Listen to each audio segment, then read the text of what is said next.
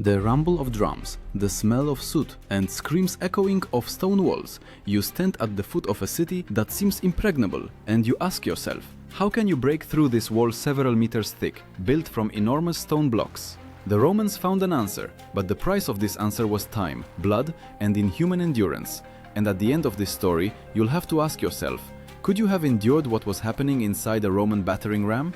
Historians wrote, already during the siege of Greek cities in southern Italy in the 3rd century BCE, the Romans began using heavy wooden structures covered with leather and iron.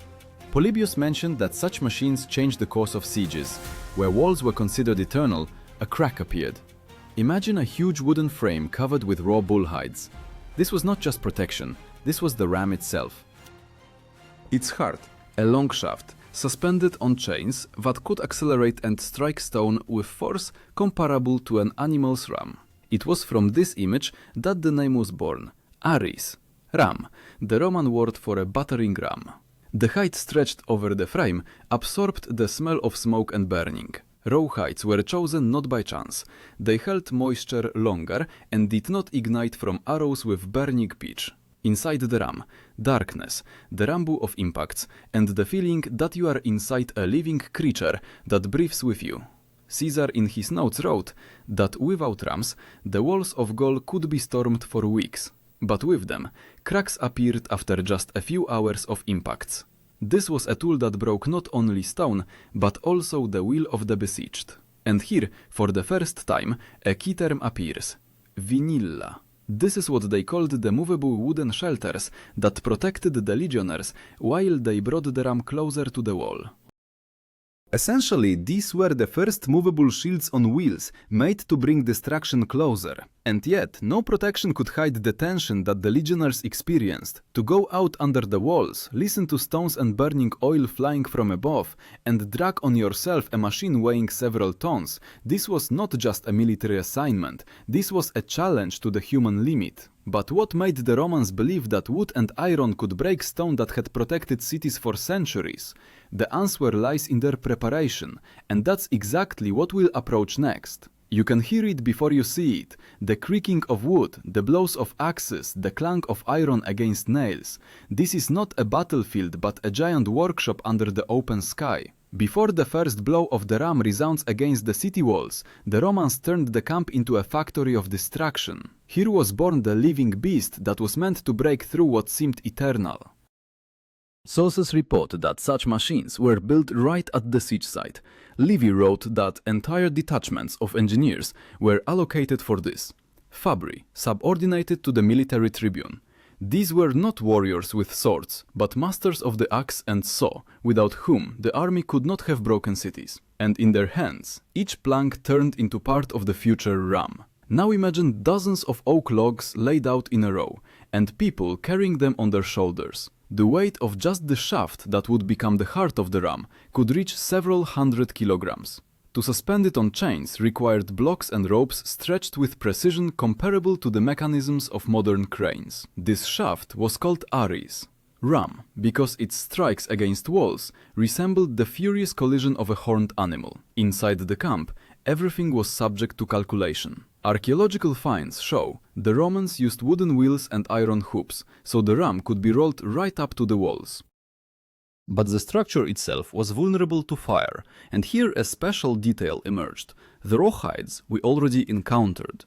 They were expensive, and their delivery required caravans with provisions and water. Sometimes a siege consumed more supplies than the battle itself. At this moment a new term appears, testudo. This was the formation of legionnaires who walked alongside the ram, covering it with shields. Imagine a huge turtle of bronze and wood slowly approaching the walls. Without this living wall of people, the machine itself wouldn't have lasted an hour under fire. And you must understand the scale. To move the ram required dozens of soldiers. They pushed the machine, doused the hides with water, held the beams, and all while hearing stones raining down from above. They knew that at any moment the ram's roof could cave in, and inside it became a trap. But they still kept moving forward. Modern historian Goldsworthy wrote that Rome's siege technology was not just a copy of the Greek. The Romans brought it to the limit of efficiency. They had precise calculations, logistics, division of duties. What other armies did by intuition, the Romans turned into a cult system. Now imagine the preparation for the strike itself. First, the legionnaires formed a protective formation, carried the machine to the foot of the wall. Then they attached the shaft, checked the chains, and only then did the first warriors go inside. It was dark there, stuffy, smelling of wet leather and pitch. And each of them understood. They were not just fighters, they were part of the machine itself. But even with perfect preparation, there was a moment of truth. When the ram's rumble first touched the wall, everything changed. The battle became a struggle of endurance. What the legionnaires experienced inside in the first minutes of impact, this will be our next stop. The first blow always sounded like a thunderclap. The silence hanging over the walls was torn by the sharp rumble of wood against stone. Inside the ram, everything shuddered. Beams trembled, chains creaked, and the heavy shaft, like a living heart, moved forward and back, again and again crashing into the stone flesh of the city. For those standing inside, this was not just sound. This was a rhythm that penetrated to the bones, turned breathing into short gasps and thoughts into anticipation of the next blow. Ancient historians noted that the first minutes of the ram were decisive. Caesar wrote about how the defenders of Gaul reacted instantly. From above flew arrows, stones, torches with burning pitch. Everything that could break, burn, or at least delay the ram came crashing down from the heights. At this moment, the warriors inside the machine found themselves in a trap. If the roof held, they continued. If it broke, everyone died in a matter of seconds. And now, imagine the darkness inside. The only light, strips of smoke and fire seeping through the cracks. The air thick, filled with soot and the smell of wet leather. Warriors push heavy beams, synchronously accelerate the shaft, and each blow resonates with a rumble in their chests. Where you might want to breathe deeper, warriors learned to breathe shallowly so as not to suffocate. This is the true adversus murum, battle against the wall, a term the Romans used to denote the beginning of an assault. At this moment, the figure of a centurion entered the arena. He was not outside, but often went inside the ram to keep the rhythm and prevent the warriors from losing sync. His voice drowned out the blows, short commands like hammer strikes, 1, 2, and the shaft struck the wall again. This was the peculiarity of the Roman army. Even inside the machine, where there seemed to be no room for order, discipline reigned. Archaeological finds in Jerusalem and Masada confirm the first blows of rams left traces on walls like marks from a giant chisel. Stones began to crack, and defenders understood time was working against them. But the beginning of the strike was the most tense moment. Either the wall would hold and the ram would burn, or the Romans would manage to establish themselves and turn each blow into a step toward breakthrough. Now pay attention to details. Warriors pushing the machine carried on themselves weight no less than 20 kilograms of equipment. Their armor, shields, helmets, heated under the sun, turning into an oven. Under the ram in the darkness, this heat intensified, and that's exactly why soldiers with water amphora always walked nearby. They watered the ram's hide, they gave drink to warriors, they extinguished the first tongues of flame. Without this support chain, the machine would die in the first minutes. A new term is born right here: catapult. Although catapults are separate siege weapons, they were often used parallel with the ram. While some struck the wall, others knocked defenders off the walls to reduce pressure on the ram. This was like modern tactical support. Without fire cover, any advance becomes suicide. And yet, even with support, the beginning of the ram was always a test. Blow after blow, stone began to yield, but warriors inside felt every second how the wall resisted. It groaned, but did not surrender. This was a struggle not only of army against city, but of men against stone. And here the main question arises: how many blows are needed for stone to surrender? How much strength is needed to turn a crack into a breach? The answer to this lay in the climax we have already approached closely. The rumble became deafening. Each new blow of the ram resonated not only in stone, but in the bodies of warriors inside. It seemed that their bones too began to crack in rhythm with the wall. From outside, this sound resembled the beats of a huge drum of war. Inside, it turned into unbearable vibration that made ears ring. It was at this moment that the real test began. The wall started to yield. Polybius wrote that when the first cracks appeared in stone masonry, the city began to panic. Defenders understood. They had only hours, sometimes minutes, to stop the Roman ram. They brought the heaviest stones to the walls, prepared barrels with burning pitch, threw iron hooks down, trying to hook and overturn the machine. And all this came crashing down on legionnaires who remained inside, in the wooden darkness. Now imagine this spectacle. From above flies a huge block, strikes the ram's roof, and the entire frame shudders. Dust falls into eyes, beams crackle, but the machine holds. Warriors inside lose the rhythm, but the centurion raises his voice again. He shouts, drowning out the crash, returning breath to the rhythm of blows. This rhythm, the only thing that keeps them from chaos. The technical detail here becomes decisive, the suspension. The ram's shaft hung on chains and ropes, and it was precisely this that allowed it to accelerate. The term for this construction was suspensura. Without it, the ram could not deliver blows with such force. And with it, each acceleration turned into a blow that shook the ground beneath their feet. And then a turning point occurred. Stone began to split, first a small crack, then a crunch that even the besieged could hear. This was like the sound of ice breaking in spring, only 100 times louder. And with each blow this crack widened. Warriors inside the ram knew. They stood on the threshold of breakthrough, but this very moment was the most deadly dangerous. Livy mentioned that cities often tried to make a sortie precisely when the ram began to win. A sudden strike from the gates, a night attack, fire carried in darkness. For this the Romans always kept a reserve nearby. The legate commanding the siege distributed detachments in advance. Some struck the walls, others covered the ram, a third stood ready to meet the enemy at the gates. Archaeology confirms that such battles cost dozens, sometimes hundreds of lives in one night. In Masada were found traces of fires and collapses that show defenders fought desperately. But the Roman machine slowly, step by step, still brought the denouement closer. Sensory details here become especially harsh. Heat from burning pitch, stench of burning, screams of the wounded, crash of wood and stone, all this mixed into one nightmarish orchestra. And warriors inside the ram knew. While they strike, while the rhythm is not broken, the city has only one future: a breach. And it is precisely here that a new term enters the game: cohort. This is not just a military unit, this was the backbone of the Roman army. When a hole appeared in the wall, it was precisely the cohort that first burst inside. That is, people who had just pushed and defended the ram became the first to take the breach by storm. The climax always ended the same way: a scream, a crash, collapse. Stone surrendered. The wall, considered impregnable for centuries, suddenly turned into a pile of debris.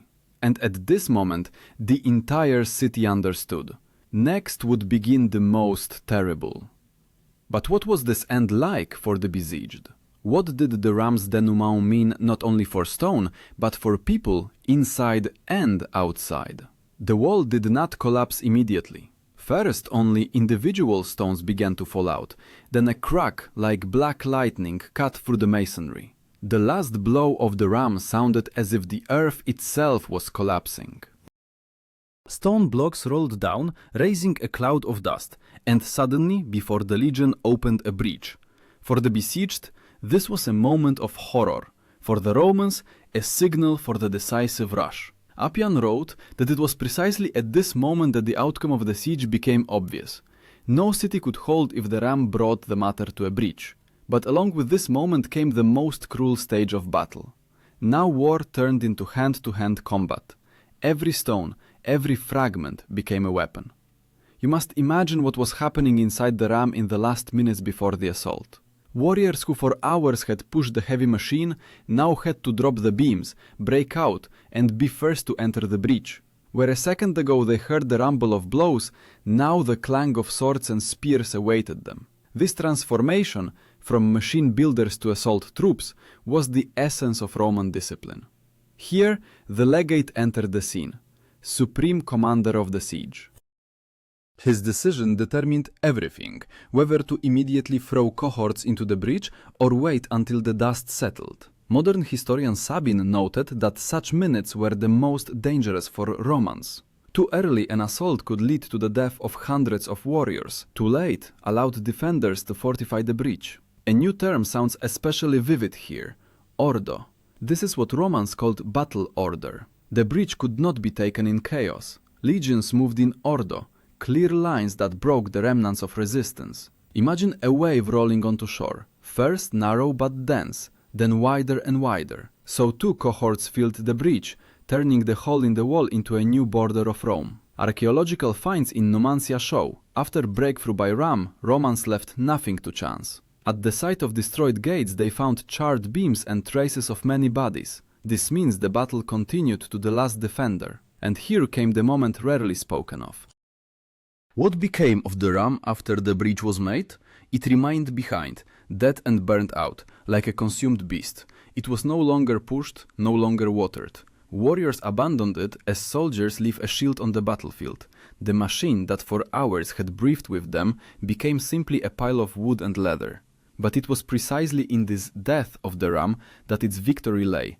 It lived a short, furious life and died at the moment when the city surrendered. And here it's important to remember the numbers. Polybius wrote that during major sieges, for example Syracuse, constructing rams took weeks, sometimes months. But one successful blow could decide a city's fate in a matter of hours. The price of these blows was measured not only in time and wood, but in the lives of hundreds of legionnaires. For Rome the denouement was always the same. The breach became gates. The city either surrendered, seeing that resistance was meaningless, or perished in ruins. For legionnaires, this was the end of one nightmare and the beginning of another.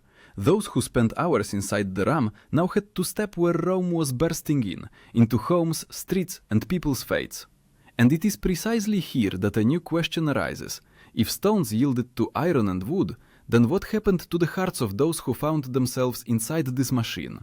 When the breach was taken and the city fell, the ram's fate seemed decided. It was no longer needed.